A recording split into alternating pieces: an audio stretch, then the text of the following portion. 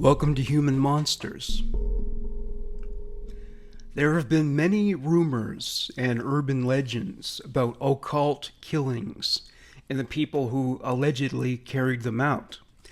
There were stories of child sacrifices, animal sacrifices, bloodletting, drinking blood, stories more mythological than true.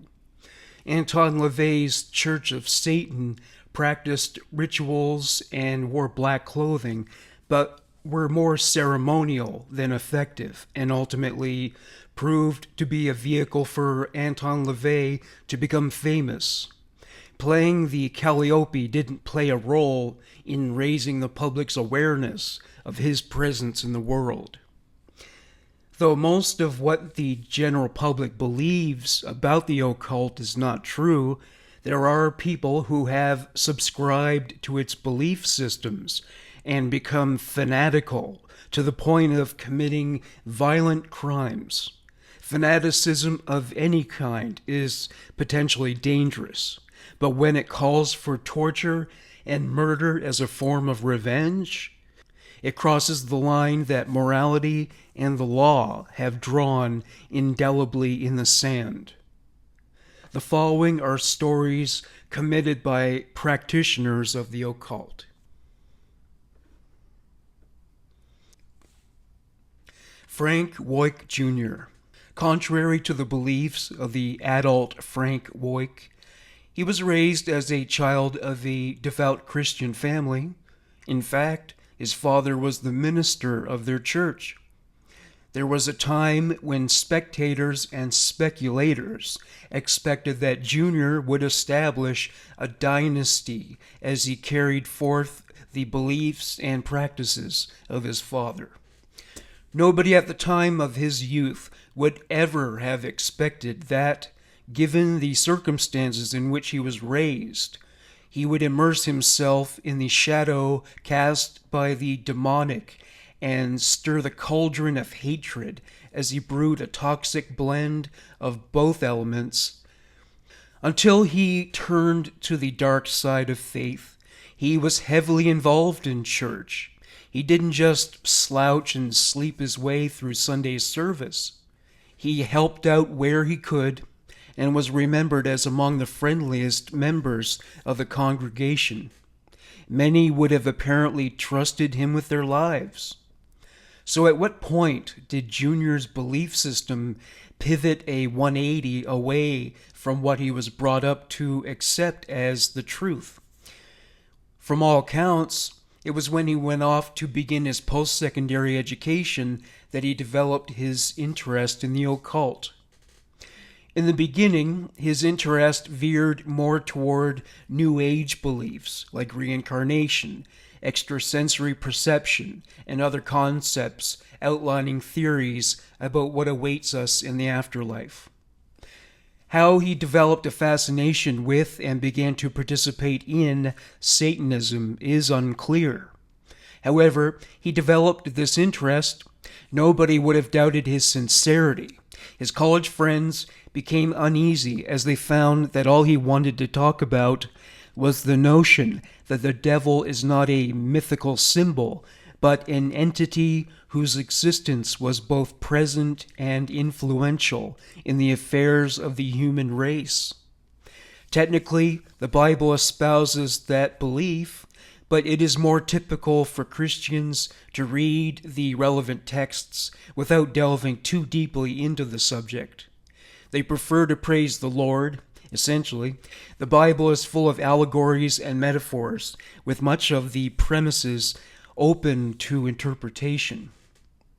Frank Woik not only believed in the existence of Satan, he insisted he could summon his presence and engage in a dialogue with the Prince of Darkness.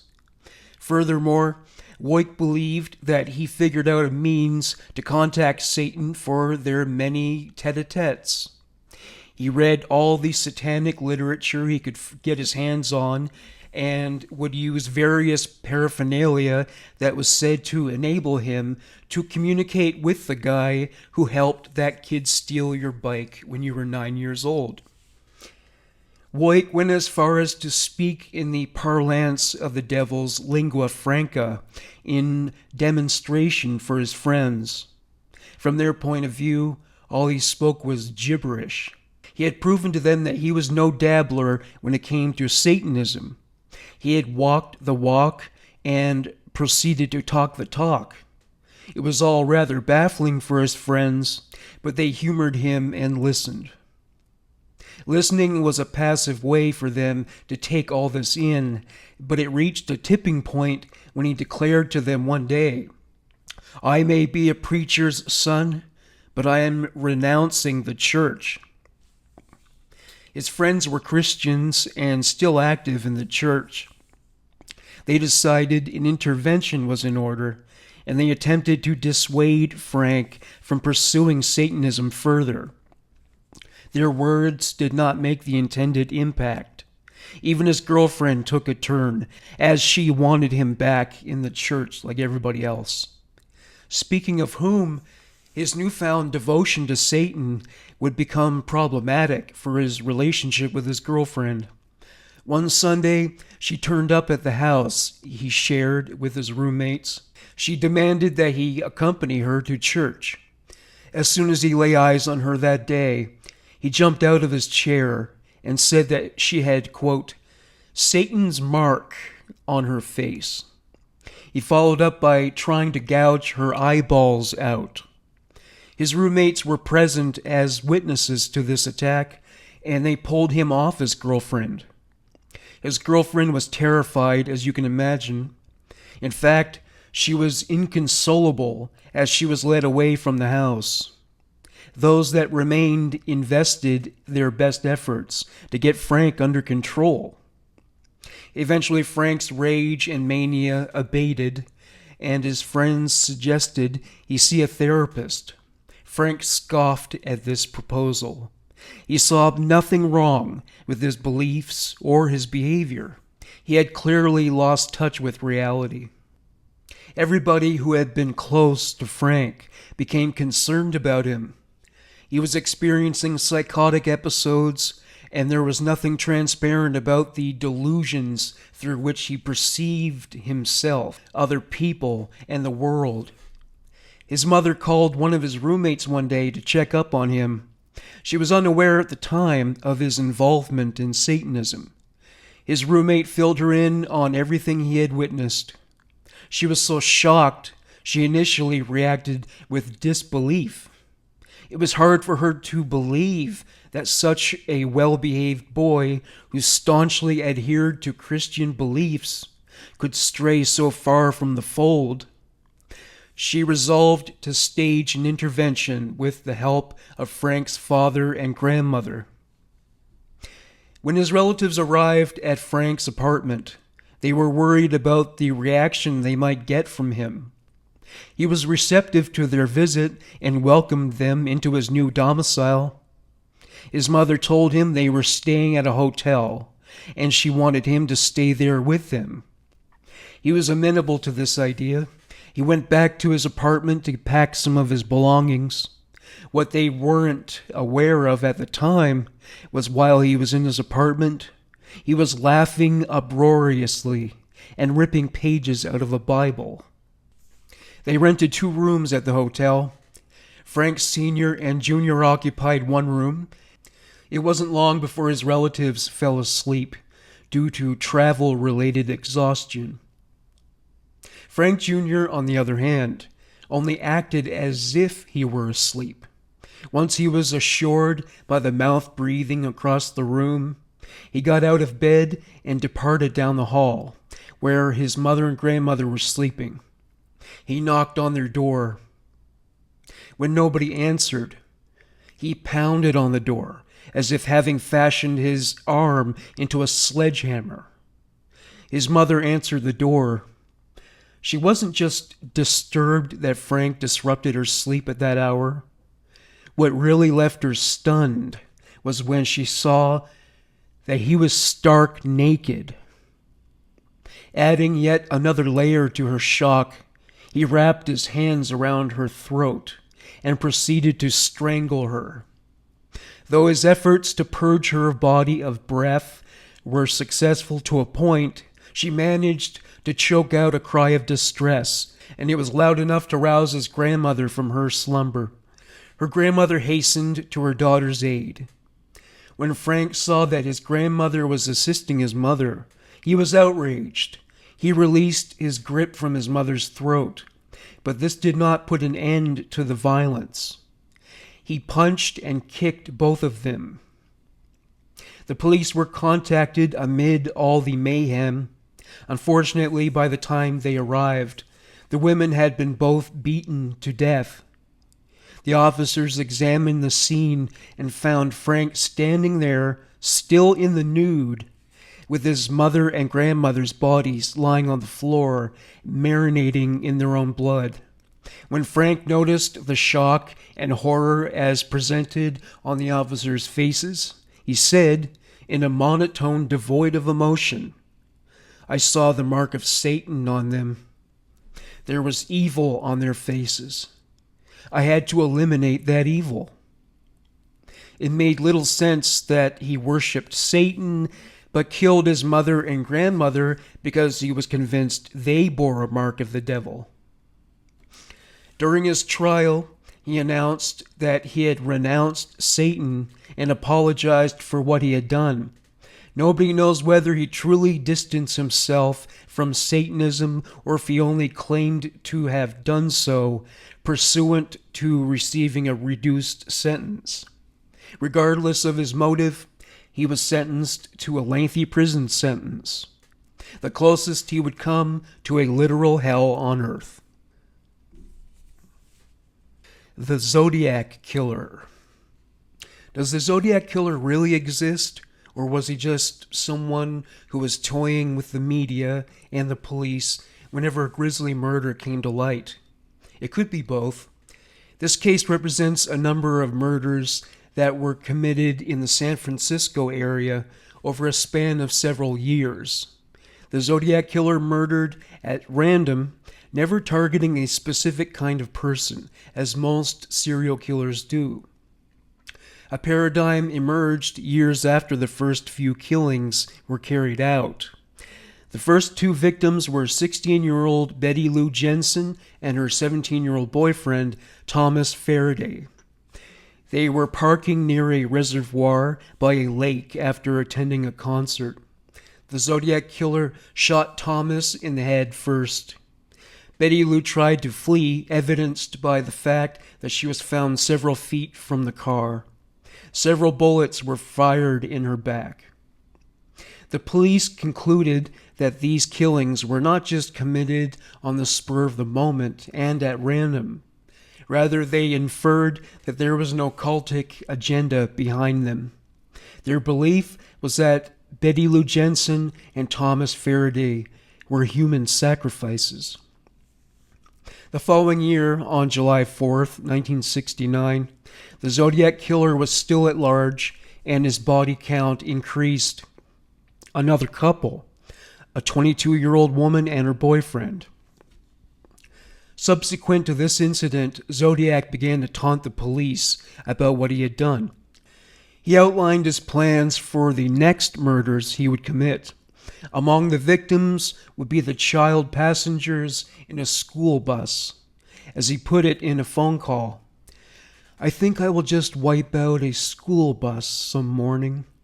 Just shoot out the tires and then pick off the kiddies as they come bouncing out." Since he made several calls to the police and gave intricate details of his knowledge of the killings, there was no question this was the culprit. He found it all very amusing, for he would laugh continually throughout the calls. He was a comedian getting laughs only from himself. Though the police would remember those phone calls vividly, the calls did not yield the evidence they needed to track down the perpetrator, and the case remains unsolved to this day. After all, the caller could have just been a very well-informed spectator of the case. 5 deaths have been traced to the Zodiac Killer. As far as naming him the Zodiac Killer, the police observed that astrology played a role in the executioner's selection of victims. There is no confirmation for this theory. With no information on the identity of the killer, how can the police know that astrology played a role? By the way, astrology is not a branch of the occult. I am an astrologer with 30 years of experience, and I know from first-hand experience that astrologers do not commit murder and human sacrifices or sacrifices of any other kind. Sacrifices are not part of the practice. One of Zodiac's trademarks was a symbol drawn on the notes he left behind, a circle with a cross inside. Interpretations have it that it represented the scope of a rifle, while others opined that it was an occult symbol. Neither have been confirmed. As far as occult symbols go, it bore a resemblance to a symbol seen in the Egyptian Book of the Dead. Buttressed by this, Zodiac would make several references to the afterlife. In particular, he believed that the spirits of those he killed would be indentured to him as slaves in the afterlife. In his letters to the police, he used coded language and even Egyptian hieroglyphics. The closest Zodiac came to getting caught was when he remained at the scene of one of his crimes long enough to be seen by witnesses. They caught an eyeful and were able to give descriptions to the police. He was described as Caucasian, wearing glasses, slightly overweight, about middle-aged, approximately 40 years old. Given this description, he has likely perished long ago. One clue Zodiac gave regarding his true identity was in his letters, which included the initials RH. Now, that isn't much help at all, since millions of Americans likely had those letters as their initials. You certainly can't bring them all in for questioning. Better yet, it was discovered that his victims had the RH blood type, which is reportedly rare. How could he have known they had RH coursing through their veins? Just like the deities that are the subjects of tribute in the rituals of those who practice the occult, the Zodiac Killer seems to possess magic powers. It doesn't sound very scientific, but his ability to avoid arrest after decades certainly qualifies as a remarkable achievement. Any theory about his identity could be advanced with at least a modicum of legitimacy at this point. Maybe he was a police officer breaking and enforcing the law simultaneously and using his position as an officer to cover his tracks. That's just my 2 cents. It's no more outlandish than any other hypothesis. Charles Manson. Before now, I was reluctant to give any coverage of Charles Manson and his family because I know that just about every true crime enthusiast has read the book Helter Skelter about his exploits. I read that book years before I started this show.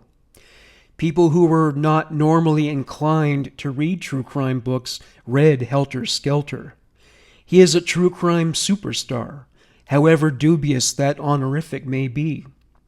His body expired 8 years ago, but his face and legacy have been indelibly etched into the consciousness of the general population like a swastika tattoo. This despite the fact that he never actually committed murder, except as the leader and figurehead of a conspiracy. Indeed, to his followers he was like a deity. They accepted LSD from him as a sacrament of sorts, like communion wafers from a Catholic priest. He would have them focus on him throughout the entirety of the trip.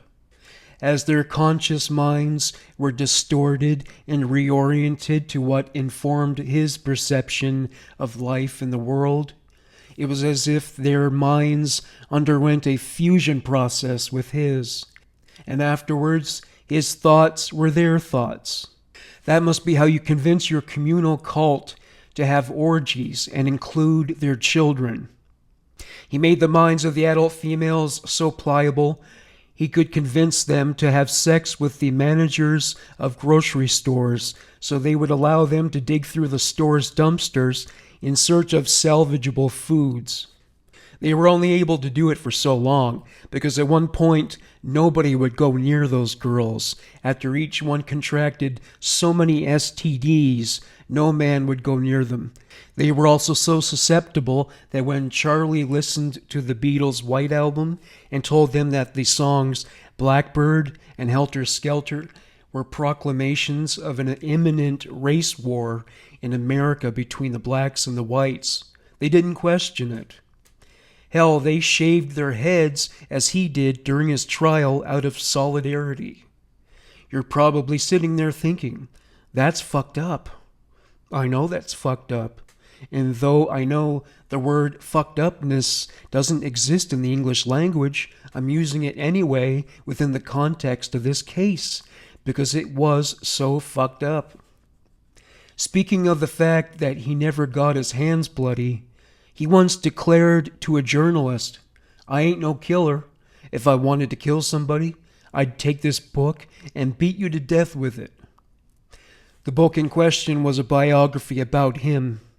He was in a rage for a moment there, but after he grew calm, he said, but I ain't no killer. Charles Manson's entire life was steeped in criminality. It was most likely an urban legend, but it has been alleged that his mother, who was a prostitute, sold him for a pitcher of beer. He was incarcerated frequently, both as a juvenile and as an adult. In prison, he learned more about how to commit various crimes and how to avoid being arrested. In a sense, he left these institutions as more of a criminal than when he began his sentences. It was also while incarcerated that he began to explore different belief systems, including the occult. It began with meditation. This became a spiritual practice for him. He also sought refuge in his imagination, especially when he was placed in solitary confinement. It was in prison where he was taught by a fellow inmate how to play guitar, and Manson would attempt to get a career as a songwriter off the ground in the years to come. It was in the mid-60s that he was released from prison and embarked on his music career. It was also during that time that he underwent his campaign to build a cult following. In that decade, young people were eager to investigate alternative spirituality and ideas they either had never been exposed to or were buried by conventional society. Manson met some young people on the beaches of California, and they were receptive to his ideas. He was the kind of paternal figure they wanted, as opposed to the one they were given by birth, who, in many cases, had only been a tyrannical figure enforcing conformity and denying them their freedom to live life on their own terms. Having reshaped his followers' minds, he was able to manipulate them and convince them to murder the actress Sharon Tate and everyone else who was present in the house at the time. They wrote the word pig in blood at different points in the house. They also wrote death to pigs, rise, and helter skelter. Pig symbolized mainstream society and the police to the Manson family. This notion was inspired by the Beatles' song Piggies. The line, "What they need is a damn good whacking," likely sealed the deal for Manson. The victims were stabbed over 70 times each. Many have said that this incident, along with the disastrous Rolling Stones concert at the Altamont Speedway with the Hells Angels as security, spelled the end of the peace and love era of the 60s. He claimed he just did it to get a reaction from society. He sure was successful in that regard. The nation was horrified. He was also hoping the Black Panthers would be blamed. For some time, the Black Panthers were portrayed by the media and others as little more than domestic terrorists. While song lyrics are open to interpretation and the subjective perception of each individual listener is a factor, Paul McCartney made it known publicly that Manson's inference that Blackbird and Helter Skelter were rallying cries to engage in a race war were not true. As far as the occult's influence on Charles Manson, he has copped to it as a motivating factor. He read materials in prison that provided instructions on how to summon demonic entities and engage in a dialogue with them. As Hitler's roommate in hell, they likely discussed the swastika tattoo Manson etched into his forehead. Harold and Frank Alexander. Harold and Frank Alexander were father and son and ruled over a cult of their creation. This case made headlines in the 1960s and is rooted in Hamburg, Germany. Harold was the patriarch, and just like Charles Manson, he would manipulate a member of his family to shed blood, except Frank was a blood relative. Harold inherited the mantle of a cult called the Lorber Society, founded by Jacob Lorber. Lorber urged his followers to withdraw from society in toto. Other beliefs he espoused included the necessity of self-sacrifices and to set oneself apart from the general population of the world. His perception of the outside world was that it was evil, must be avoided at all costs, and was impervious to redemption. Though his belief system comes across as extreme or unreasonable, many Christian groups would adopt some aspects of his credo. After all, the Bible encourages its followers to set themselves apart from those whose conduct is at variance with the Christian example.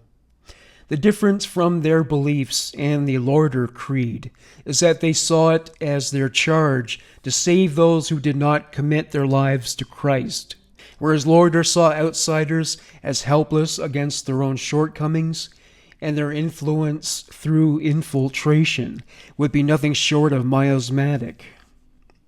When Frank was born, Harold declared that he was a prophet of God.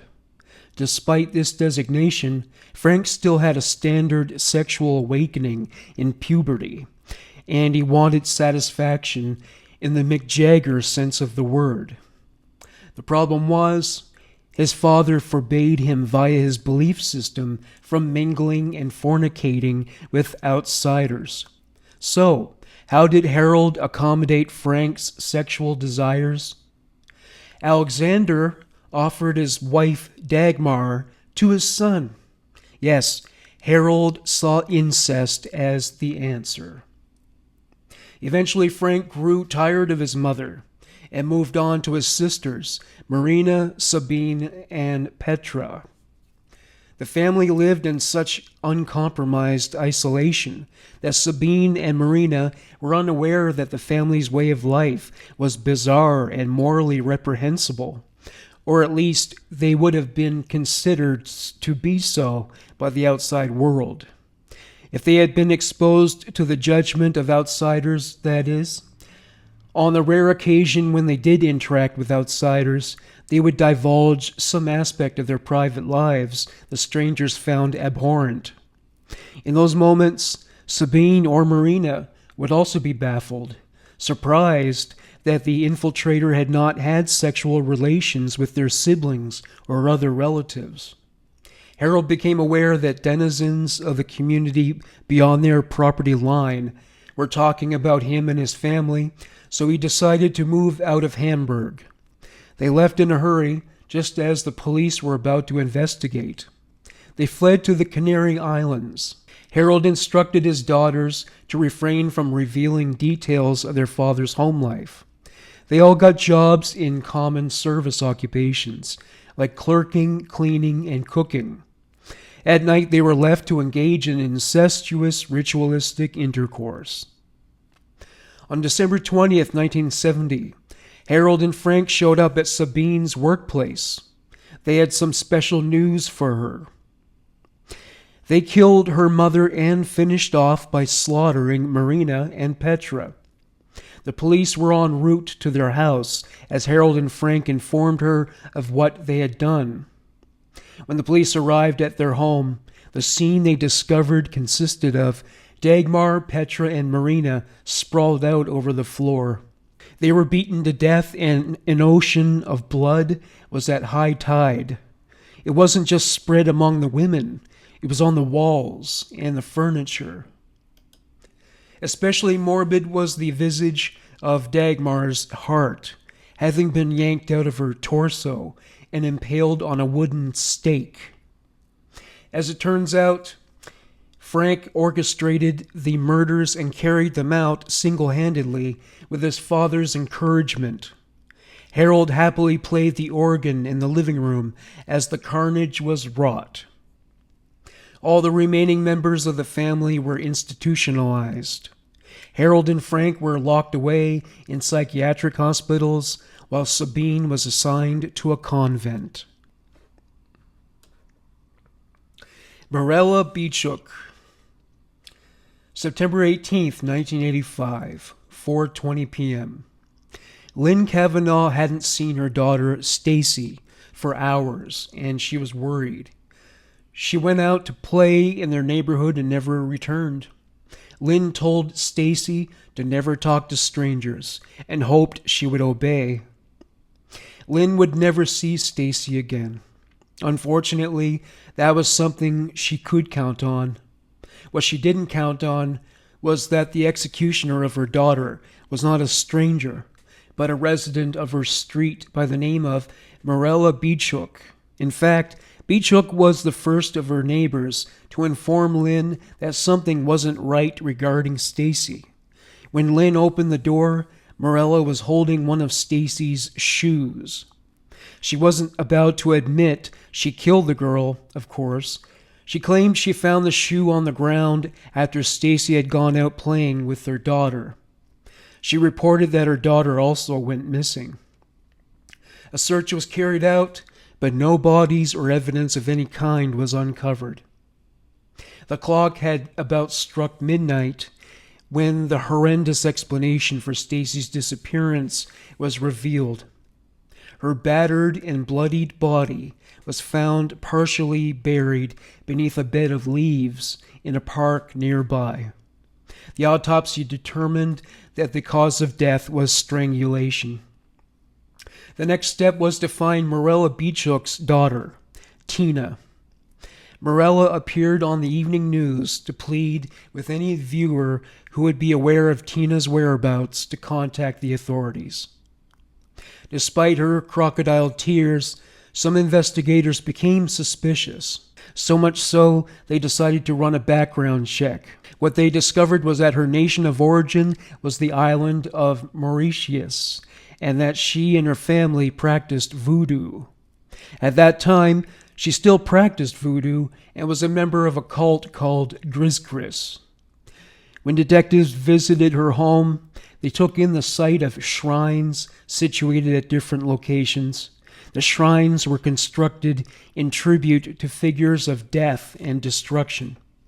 Mirella's personal life, in the meantime, was beset by drama, with her husband having distanced himself from her and become an intermittently evanescent figure in hers and her daughter's lives.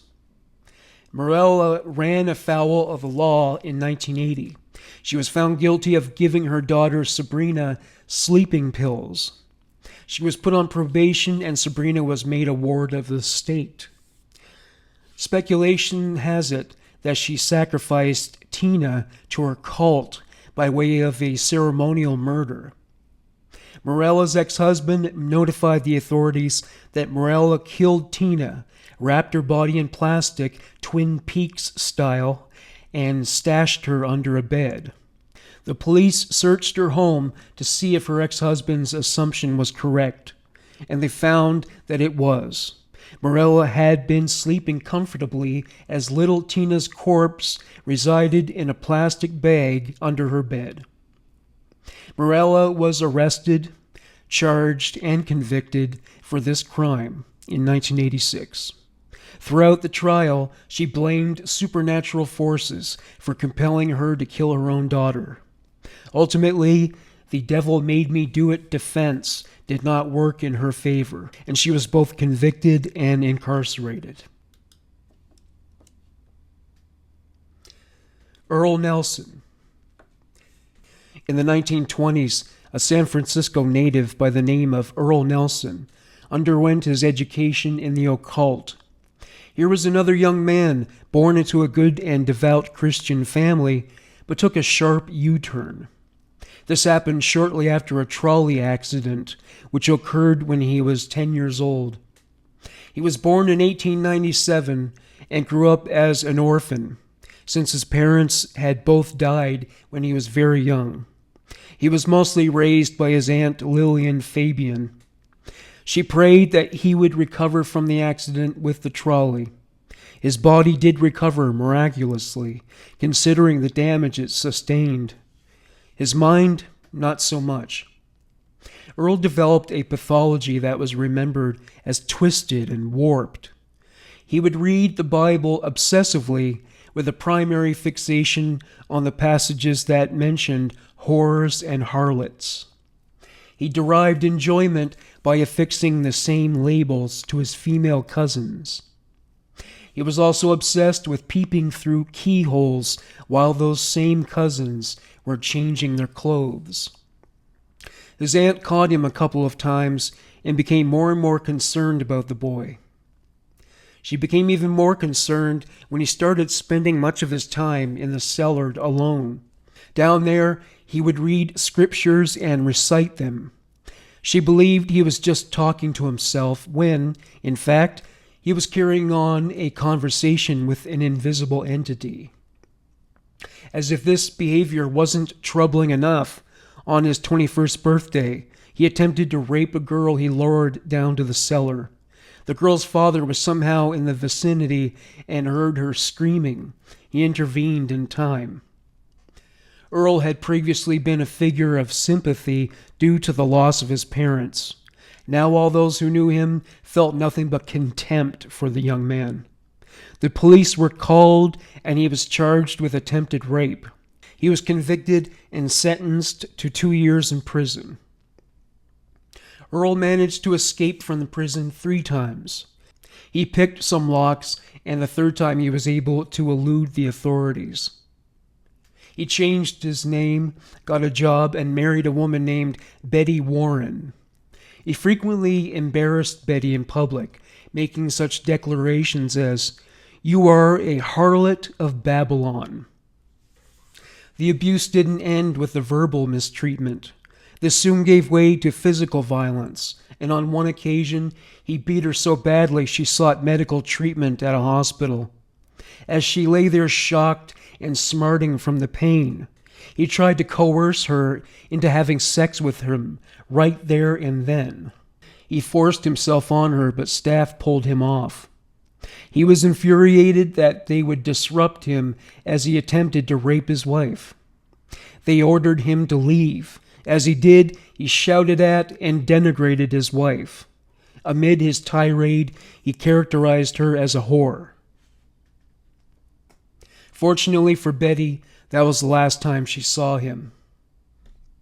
On February 20th, 1926, Earl Nelson was still consumed by wrath, and he became determined to take it out on others. That night, he went to a boarding house and attacked the landlady.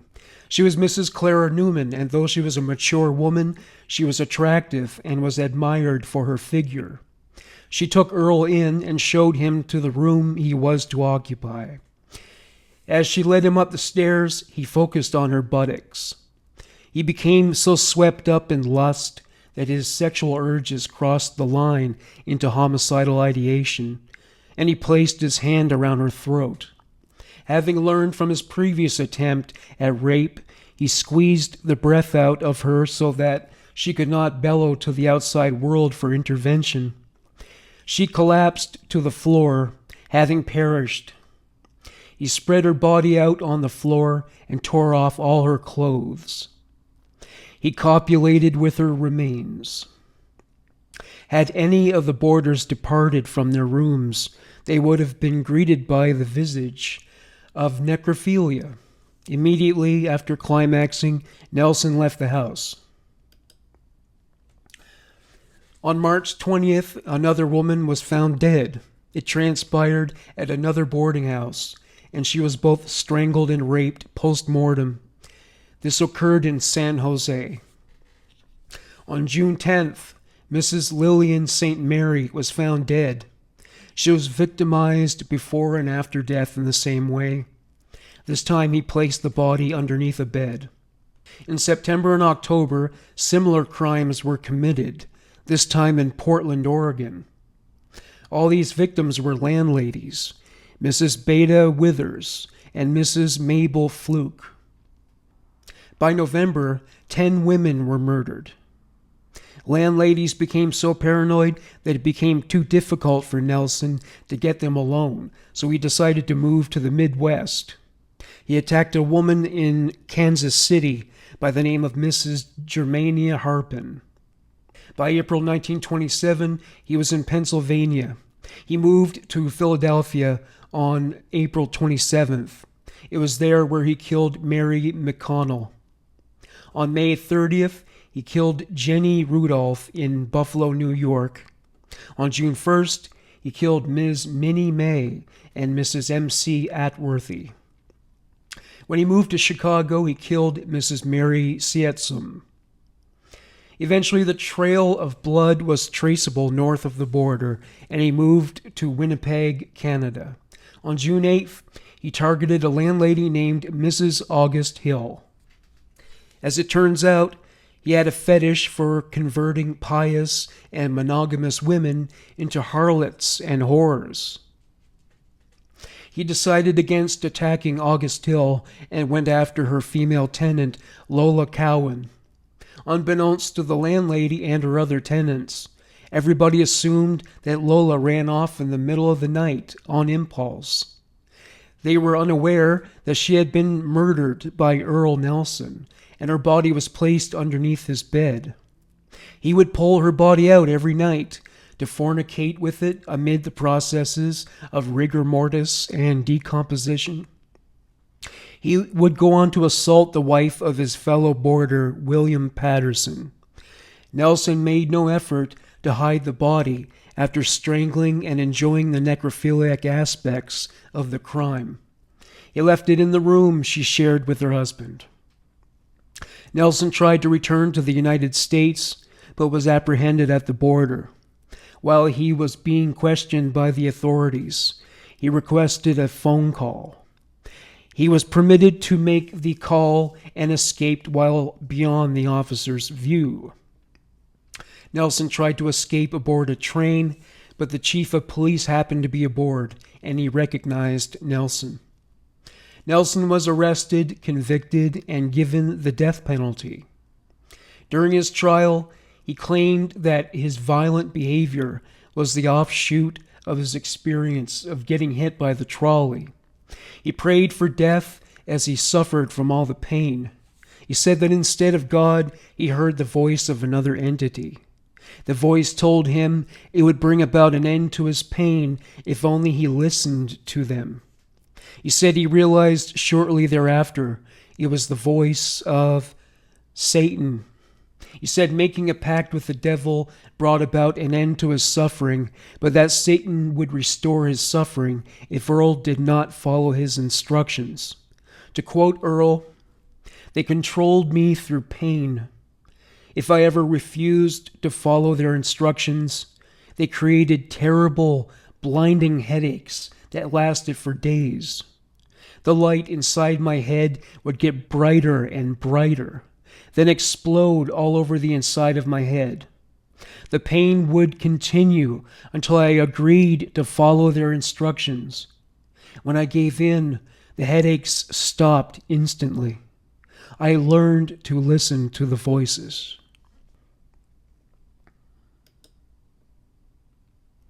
Sylvia Brakel. Sylvia Brakel was a German murderer. Ah, those fun-loving Germans. On May 31st, 1982, Dusseldorf police examined a body whose existence was purged from this planet seemingly via suicide on first inspection. Nevertheless, the death was considered to be suspicious. The body wasted away in an apartment in an indigent section of town. The corpse in question was male, and he was naked. He was sitting upright, and he was clutching a butcher knife, which had been plunged deep into his chest, certainly enough to inflict irreversible organ damage. In fact, it had cut straight through his heart. The murder's circumstances were puzzling. Why was he naked? Many questions were raised. The man's name was Jose Luis Mato Fernandez. He was an immigrant from Spain. He was remembered as having a quiet temperament and for being a hard worker. One detail in the crime scene that caught the attention of the detectives was a book. It was a notebook, and it was filled with arcane occult symbols. It wasn't all cryptic and symbolic. There were passages containing language. The first few pages of the book contained an easily decipherable warning that anyone who tried to crack the code of the symbols would fall prey to a curse. The detectives were not dissuaded by the warning. They mostly laughed it off and read the entire book to see what could be gleaned. One passage contained an appeal to Satan that went, "O Lucifer, Prince of Darkness, I would sell you my soul." They concluded that the killing had to be a ritualistic murder. They questioned the man's neighbors and were informed that a 22-year-old woman named Sylvia Brakel was dating Fernandez and even lived with him on a part-time basis until the day of his death. Needless to say, she was very close to him. People who knew her noticed she was very silent and mysterious after his death. Her silence aroused the police's suspicion, and she became a person of interest. As they researched her background, they discovered she was obsessed with and involved in the occult and its practices. Among their findings was the fact that she was active in witchcraft and worshipped the devil. The diary found at the crime scene was revealed as being her personal property. Jose certainly was not inclined to pay poetic tribute to Satan. She mentioned in the book that she sold her soul to the devil. It wasn't enough to obtain an arrest warrant, but red flags were aflutter.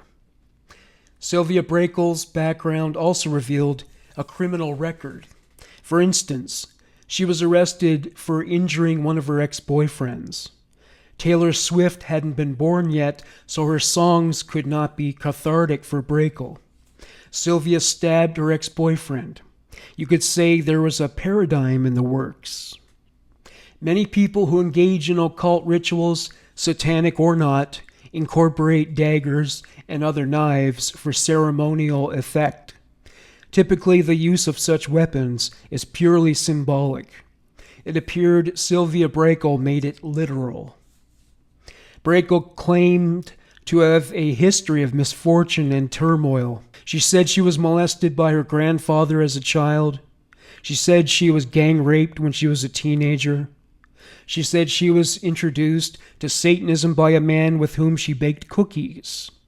Baking cookies and worshiping the devil almost sounds wholesome. They worked at a bakery together, actually. He happened to be the ex-boyfriend who got stabbed by her. Talk about ungrateful. The ex survived the stabbing, but of course, Fernandez was not so lucky. Nobody knows if the murder was a human sacrifice or if she was purely driven by wrath. Either way, she confessed to the murder and was convicted. The case went to trial in March 1983, and she was given a life sentence. Wanna Katraloff. Wanna Katraloff murdered her own grandmother. As appalling as the crime itself was, her reasoning for having committed it was baffling and left many to scratch their heads raw. She insisted the motivation to carry out the murder was a source she drew upon from the realm of spirit. Unlike what you're expecting, she did not blame it on Satan or demonic royalty like O.J. Simpson. Rather, she insisted it was the forces of good that compelled her to slay her grandmother. This made no sense to the authorities. She identified as a member of the Mapuche Native American tribe. One of their long-standing beliefs is that the world resides amid a constant struggle between good and evil. One such belief is that the struggle can be felt on a visceral level in the form of demonic possession, and that they must be dealt with by the living in collaboration with the forces of good. Typically, this has been attended to with ceremonial rites. In some cases, the participant goes too far. Naturally, Juana Catraloff represents the latter. In 1953, she was taken into custody by police, facing a charge of murder. She didn't deny that she was culpable, but her excuses for having done so were bewildering to the police. She cited epilepsy as one potential cause of her lapse in judgment. Many spiritual traditions, with their origins dating back centuries, taught that seizures were manifestations of demonic possession. Next, she deflected blame and rerouted it to her grandmother. She claimed she was an evil woman. Did she refuse to bake cookies for her? Did she poke her with one of her knitting needles? Nothing of the sort. She said she was a, quote, machi. In Mapuche folklore, a machi was someone who was possessed by a demonic entity. She said this justified beating her grandmother to death. She also cut her forehead so that she could suck out the demon's presence within the currents of blood. Juana reported that she was freed from epilepsy because of this act. She said that a fiery force released her from epilepsy's grip. How can I summon this fiery force? As it stands, I have to take pills for the rest of my life. Juana was not incongruous among her people for believing that medical issues are rooted in demonic possession. That belief goes back centuries. Her people's shamans devoted much of their time warding off evil spirits so their people could heal. While her tribe might have considered forgiving her if they heard her side of the story, she still lived in the United States, where murder was illegal. She was convicted of the crime and lived out the rest of her days in prison. Daniel St. Clair, March 2nd, 1988. It was on that day that a kill-crazy rampage of murder was carried out by Daniel St. Clair on his home island nation of St. Thomas. It started out with him sitting back, chillaxing, taking in some rays and people watching like a bird of prey. One couple came across like they were distressed by something. That feeling would soon be exacerbated. The local police were notified that a tourist had just been murdered with a machete. It occurred in Vessup Bay, and police showed up there without delay. The victim was 54-year-old Genevieve Lewis. She was a Canadian from Newfoundland. She had recently undergone an invasive procedure, and she wanted to recuperate from the surgery in peace. St. Thomas appeared to be the kind of tropical paradise that would provide the kind of peace and quiet she was seeking. She went there with her husband and her little dog. While she was walking her dog along the beach, she encountered 29-year-old Stephen Cornish. He was from Lansing, Michigan, and was also on vacation. He would become one of the people found dead from a machete attack. The murderer was described as having dreadlocks and looking very disheveled. He was in his 30s.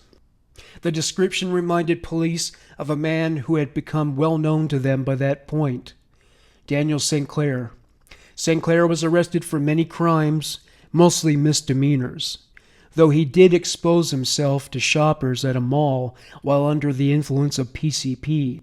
That represented the worst of his crimes until that point. The police hunted St. Clair down and brought him in for questioning. It was effective enough to get him arraigned for 2 counts of murder. Throughout his trial in 1989, it was revealed that he was a practitioner of voodoo. He stated he was compelled to commit the murders because of his voodoo-related beliefs. He said it started when he saw Genevieve Lewis's dog and was overcome by an urge to kill it.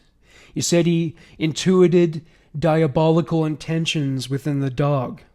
Naturally, Genevieve was apoplectic and made it known to St. Clair that he was not within his rights to commit the act. For this, St. Clair slaughtered her. Next, St. Clair got a good look at the horrified expression on Steve Cornish's face. He was a witness, and the act could not be left to interpretation, so he killed Cornish.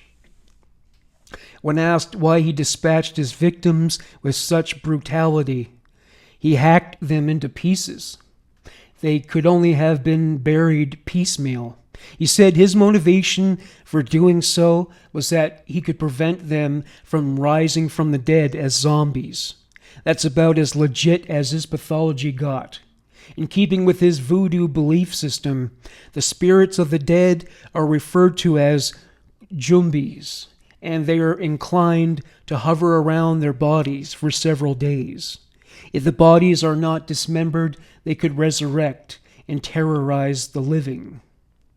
St. Clair's lawyers attempted to prevent a lengthy prison sentence by having him adjudged not guilty by reason of insanity. Ultimately, the jury ruled to convict him of first-degree murder when it came to the killing of Genevieve Lewis, but they felt that he was legitimately mad when he murdered Steve Cornish.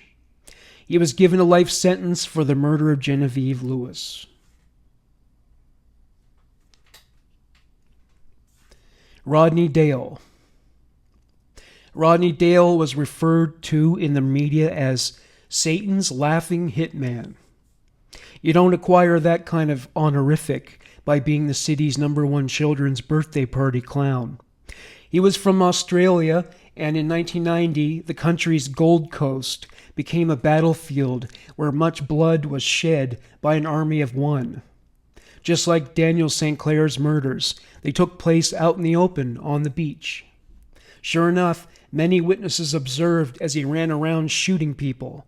They noted that he was smiling at the time and could very well have been laughing.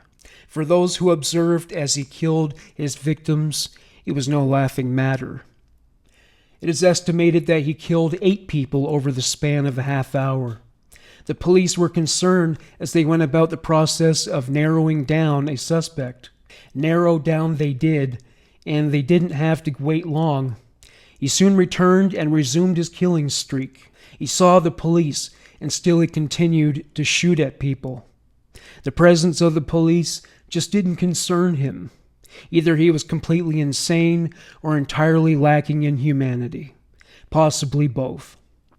While the police devised a strategy to deal with the gunman, a car transporting a bride to her wedding along with her father and bridesmaids became a target.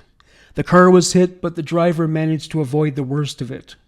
They all survived, and the wedding went on. The driver recalled the scenario thusly: "If I hadn't sped up, I may have been shot in the head. It was then that I realized I had been hit. I thought he was going to wipe us all out. He looked like something out of Rambo. It was like a movie. I still have that in my mind." Rodney Dale left the beach and descended upon a hotel's parking lot, where he began taking aim at its lodgers. 38-year-old Sergeant Robert Baker, a veteran of the local police force, had had enough and headed straight for Dale, gun in hand. This didn't throw Dale off at all, and he was happy to engage with Baker in a battle of bullets. Baker ordered him to drop his gun. Dale responded by shooting at him. Baker engaged in a dialogue of firepower with Dale. Many shots were fired, and Baker finally landed a shot on Dale's arm. He lost his grip on his gun, and it fell to the ground. To quote Baker, "I thought I was going to get killed, but it was something that had to be done. It was really tragic for the people involved. I feel really sorry for the victims. It was pretty lousy." Now that Dale was taken into custody and treated for his wound, the next thing the police wanted to know was his reason for doing it. The typical motives for committing murder, 15 in all, have been listed with their basis in many studies. A physical fight turns deadly in the heat of the moment. Jealousy in relation to one's spouse, partner, or ex. A hate crime in which the victim is targeted because of their political affiliation, religion, sexual orientation, or race. Retaliation against an abusive partner or relative in response to a prolonged period of abuse. To steal from the victim, a life insurance inheritance. A spouse wants to get out of a marriage but doesn't want to pay alimony or be the recipient of negative attention. To eliminate an adversary, revenge for having wrongdoing done to them in their career, to exact revenge on behalf of a loved one who was wronged, revenge against someone who rejected their romantic overtures. The victim was mistaken for the intended target. The victim was a relative, and the executioner grew tired of occupying the role of their caregiver. The victim was a pregnant woman whose male partner did not want the responsibility of providing for a child. The victim was a witness to a crime. Though such motivations do not hold up as valid excuses in a court of law, they are at least considered consistent with the paradigms of greed and malice that fuel such actions. Rodney Dale's motive didn't make nearly as much sense as those 15 items.